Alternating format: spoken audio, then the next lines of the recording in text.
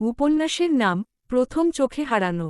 লেখিকা মামুনিয়া নূর। পর্ব ৭ নীরব অঙ্গীকার। পর্ব ৬-এর সেই রাতের পর সবকিছু বাইরে থেকে আগের মতোই ছিল, কিন্তু ভেতরে ভেতরে নীলা আর আর্য দুজনেই জানত কিছু একটা বদলে গেছে।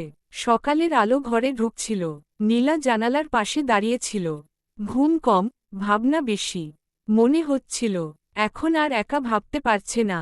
তার প্রতিটা চিন্তার ভেতরেই কোথাও না কোথাও আর্য জড়িয়ে আছে।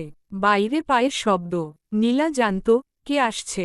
দেখার আগেই ঘুম হয়নি। আর্যের গলা। নীলা ধীরে ঘুরে তাকালো।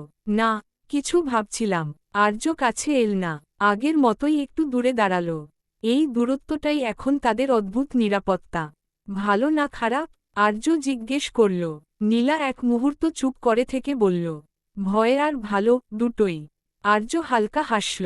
তাহলে ঠিক পথেই আছি। দুজনেই হেসে ফেলল। এই হাসিতে চাপ নেই, অস্বস্তি নেই, শুধু স্বস্তি। দুপুরের দিকে নীলা উঠোনে বসে খাতা দেখছিল। হঠাৎ বাতাসে তার ওড়না উড়ে গেল। আর্য ধরে দিল।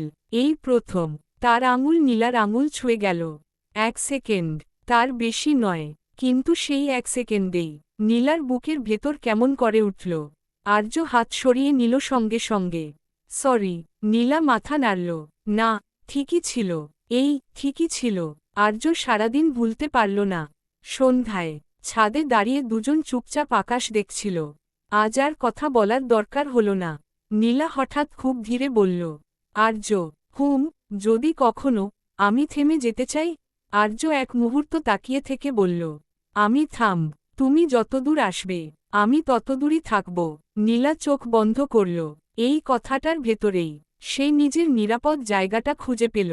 আজও কোনো স্পর্শ হল না, কিন্তু দুজনেই বুঝে গেল এখন আর এটা শুধু ভালো লাগা নয়, এটা ধীরে ধীরে একটা নীরব অঙ্গীকার। ২টি পর্ব ৮-এ অনুভূতি আরও গভীর হবে। পুষ্পিন এমন রোমান্টিক ধারাবাহিক গল্প পেতে সাবস্ক্রাইব ফলো করতে ভুলবেন না।